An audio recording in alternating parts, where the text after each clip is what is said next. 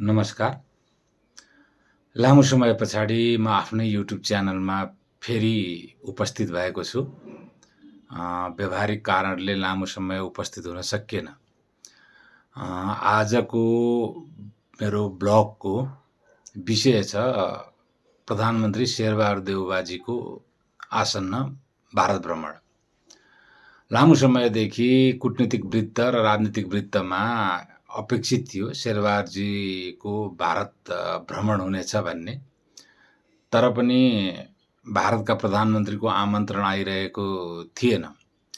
अहिले भारतका प्रधानमन्त्री नरेन्द्र मोदीको गृह जिल्लामै जुन भाइब्रेन्ट गुजरात कार्यक्रमका लागि आतिथ्यता ग्रहण गर्न प्रधानमन्त्रीजीलाई आमन्त्रण आएको छ र यसै सन्दर्भमा भारत भ्रमणमा जाँदै हुनुहुन्छ र त्यहाँ केही औपचारिक वृत्तमा पनि वार्ताहरू र संवादहरू होलान् भन्ने कूटनीतिक जानकारहरूको अपेक्षा छ र योभन्दा अगाडि व्यक्तिगत र व्यावहारिक कारणले प्रधानमन्त्री पत्नी तथा नेपाली कांग्रेसकी प्रभावशाली केन्द्रीय सदस्य डाक्टर आरजू देउबा भारतमा हुनुहुन्छ, नयाँ दिल्लीमा हुनुहुन्छ। उहाँका केही प्रभावशाली भारतीय जनता पार्टीका प्रभावशाली पदाधिकारीहरूसितका अनौपचारिक भ्रमण पनि नेपालको सञ्चार र सञ्जालमा चर्चामा छन् र यसैलाई लिएर आजको मेरो विश्लेषण केन्द्रित हुनेछ। नेपाल र भारत बीच लामो समयदेखि अब यो लभ एन्ड हेटको सम्बन्ध छ र नेपाल भारत सम्बन्धलाई आन्तरिक राजनीतिको मुख्य मुद्दा बनाएर आफ्नो राजनीतिक औचित्यता स्थापित गर्ने र भोटको राजनीति गर्ने परम्परा पनि आजदेखि चलिआएको होइन। आफ्नो राजनीतिक औचित्यता स्थापित गर्नका लागि भारत केन्द्रित नकारात्मक उत्तेजनालाई जनतासम्म लिएर जाने नेपालका राजनीतिक शक्तिहरूको जुन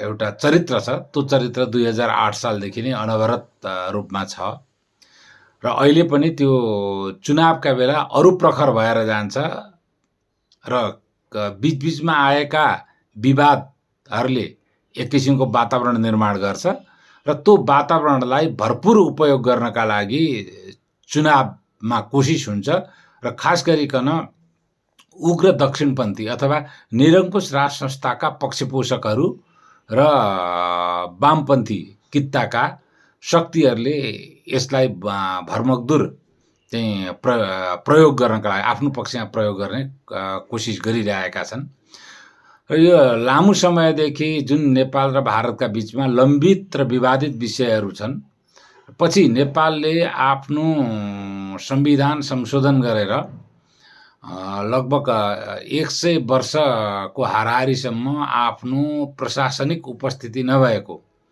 लिम्पियाधुरा क्षेत्रलाई आफ्नो संवैधानिक नक्सामा राखेपछि विवादकोले अर्को रूप ग्रहण गरेको छ।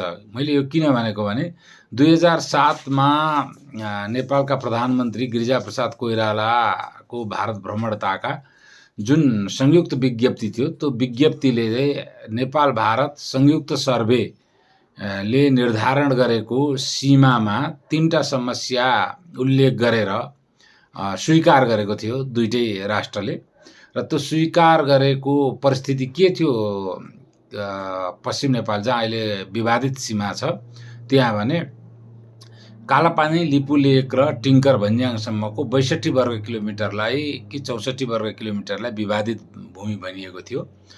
अहिले त्यो हाम्रो पछिल्लो अध्यायमा आएर हामीले लिम्पियाधुरा सहित हाम्रो हुनुपर्छ भनेर केही ऐतिहासिक प्रमाणका आधारमा क्लेम गरेर त्यसलाई संवैधानिकता प्रदान गरेका छौँ।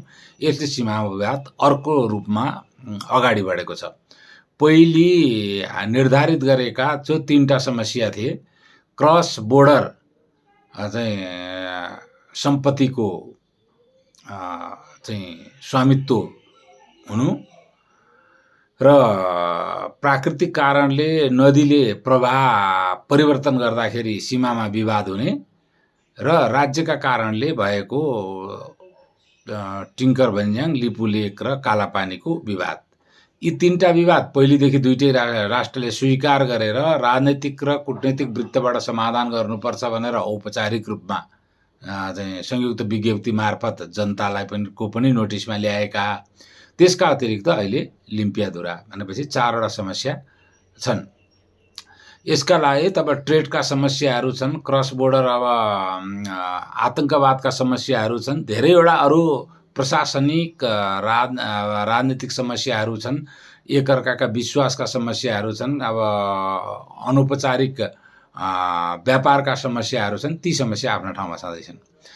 तर अहिले जुन समय छ, यो समय चाहिँ लगभग शेरबहादुरजीको सरकार, एक त राजनीतिक रूपले नेपाली कांग्रेसले जुन औकात र जुन प्राधिकार सहित सरकार चलाउनु पर्ने हो त्यो अवस्था छैन र असाध्य विपरीत चरित्रको नेपाली कांग्रेस भारत र अमेरिका र संसारको प्रजातान्त्रिक किता त के आफ्नो उत्तरको छिमेकीसँगको सम्बन्धलाई पनि अनुचित किसिमले जनस्तरसम्म उत्तेजनात्मक वातावरण निर्माण गरेर त्यसलाई राजनीतिक उपयोग गरेको इतिहास बिरलै छ नेपाली कांग्रेसको। तर नेपालका कम्युनिस्टहरूको इतिहास भनेको र अब सार्वभौम राष्ट्र संस्थावादीहरूको इतिहासमा बारम्बार संसारको प्रजातान्त्रिक किताको विरुद्धमा घृणा चिन्तनको खेती गरेर त्यसलाई आफ्नो राजनीतिक स्वार्थका लागि उपयोग गरेको चाहिँ इतिहास साक्षी छ। यही अवस्थामा एकदमै विपरीत चरित्र, जस्तो कि माधव नेपालजीको पार्टी छ, असाध्य क्लासिकल कम्युनिस्ट सोचको पार्टी छ र त्यसमा अब साध्यबहादुर भण्डारीहरू जस्ता मानिसहरू आज एकीकृत भएर गएका छन्, जसको मुख्य चाहिँ अहिलेसम्मको राजनीतिक औचित्यता भनेकै भारत र अमेरिकाप्रतिको घृणा चिन्तनमा आधारित छ। त्यस्तै गरेर अब अर्कापट्टि पुष्पकमल दाहालजी हुनुहुन्छ, उहाँको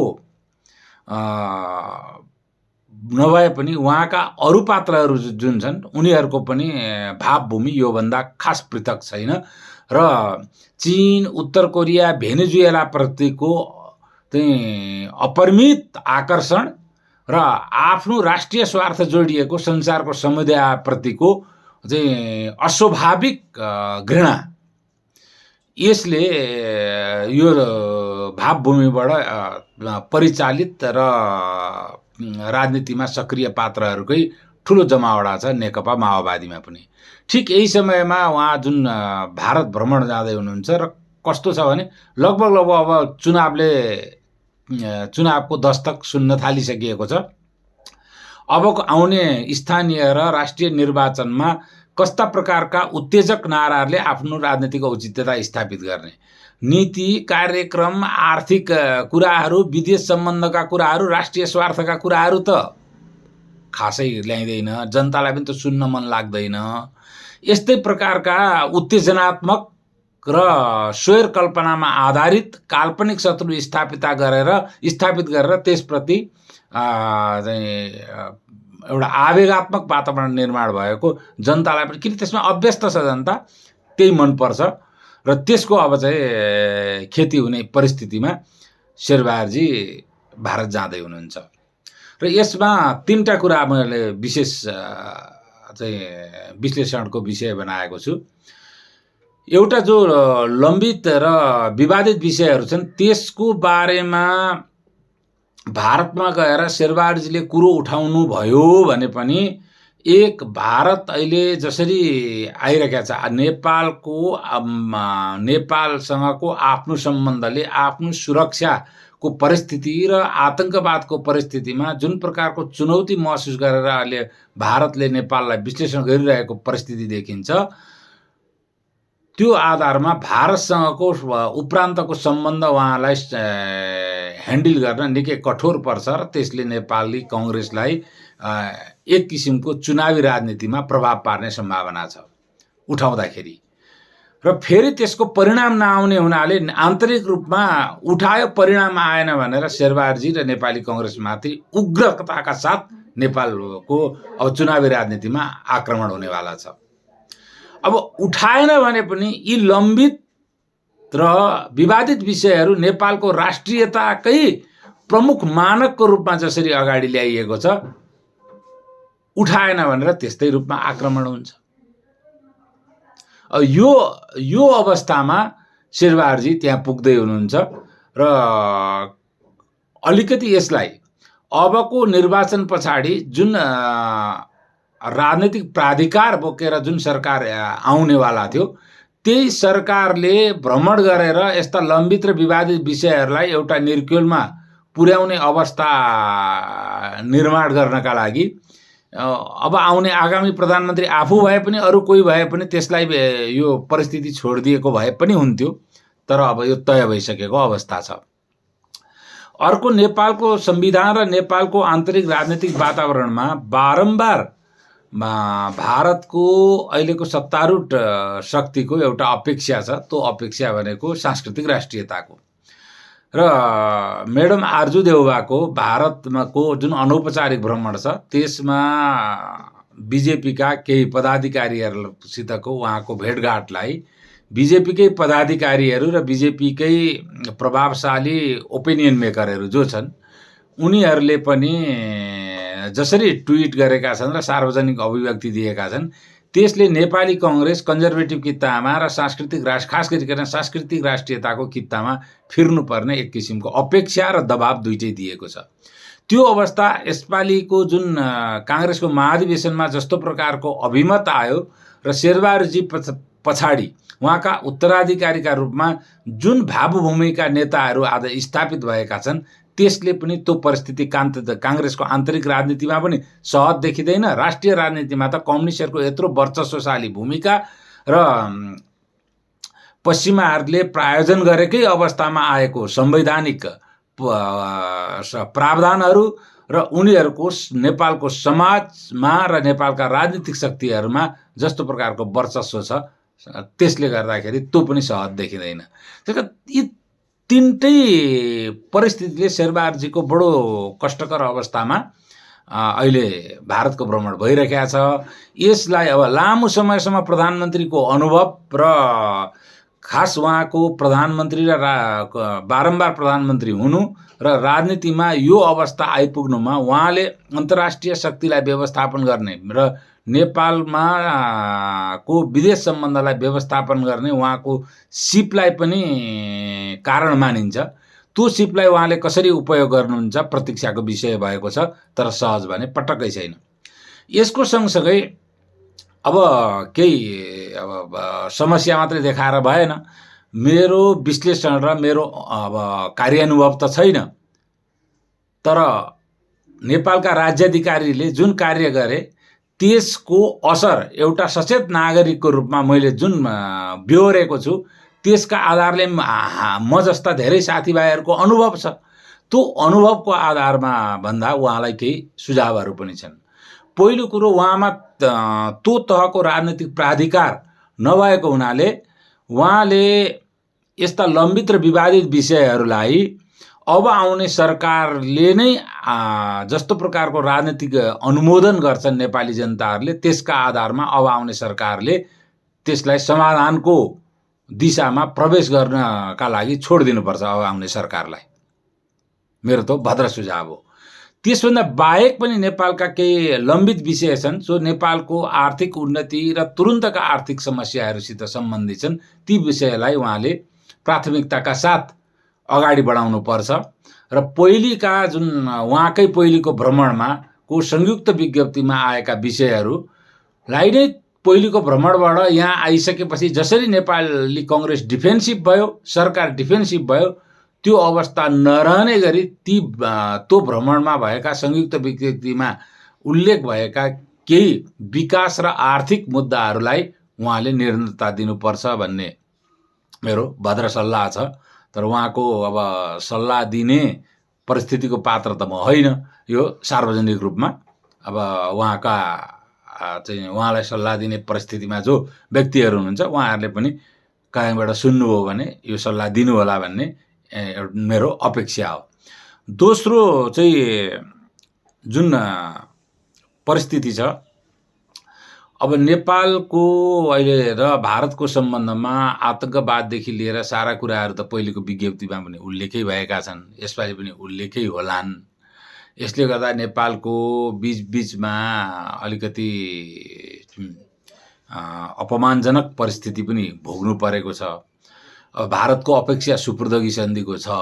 चीनसित पहिले केपी ओलीले राष्ट्रपति सी जिनपिङसित को जुन सम्झौता गरेर संयुक्त विज्ञप्ति आयो, घुमाउरो त्यहाँ किसिमले यो सुपुर्दगी सन्धि गरिएको अवस्था छ। अब भारतमा यो प्रश्न पनि उठ्छ, यो पनि शेरबहादुरजीलाई निल्नु नओकेल्नुकै परिस्थिति होला। तर तुरुन्तको अवस्थामा चाहिँ दुईटा हामीहरू क्राइसिसमा हामीबाट गुज्रिरहेका छौँ। एउटा जुन अहिले किसानहरूले केमिकल फर्टिलाइजरको अभावको परिस्थिति भोगेका छन्, त्यसप्रति पनि एउटा समाधान कसरी गर्न सकिन्छ उहाँले कुरो उठाउनु भयो भने नेपाल र नेपालीको हित हुन्छ र द्विपक्षीय अरू मुद्दाहरूमा द्विपक्षीय विश्वासको वातावरण निर्माण हुन्छ भन्ने मलाई लाग्छ। दोस्रो, उहाँले अब महाकाली पञ्चेश्वरको त उहाँले पनि केपी ओलीले पनि जिम्मा लिनुभएको छ, त्यसको अब कार्यान्वयनको बारेमा उहाँले पक्कै पनि उठाउनु पर्ने नैतिक दबाब उहाँमाथि छ, त्यो उठ्ला। त्यसले एउटा फेरि नकारात्मक वातावरण पनि निर्माण गर्ला, तर त्यसले चाहिँ त्यति तात्विक असर गरिहाल्ला भन्ने मलाई लाग्दैन। अब तेस्रो कुरो, अहिले जुन नेपाल क्रेडिट क्रन्चबाट गुज्रिरहेको छ र ब्याङ्कले कर्जा दिन नसकेर जुन आर्थिक अप्ठ्यारोमा नेपाल गुज्रिरहेको छ, लगभग श्रीलङ्का जुन अवस्थामा गुज्रियो त्यही अवस्थामा छ। यसलाई समाधान गर्नका लागि तात्विक रूपमा नेपाल सरकारबाट पहल नभइरहेको अवस्था देखिएको छ। यसको अपयश त प्रधानमन्त्रीले पनि लिनुपर्छ। अर्थमन्त्री उहाँको पार्टीमा नभए पनि मन्त्री परिषद त उहाँकै हो यो प्रधानमन्त्रीय पद्धतिमा।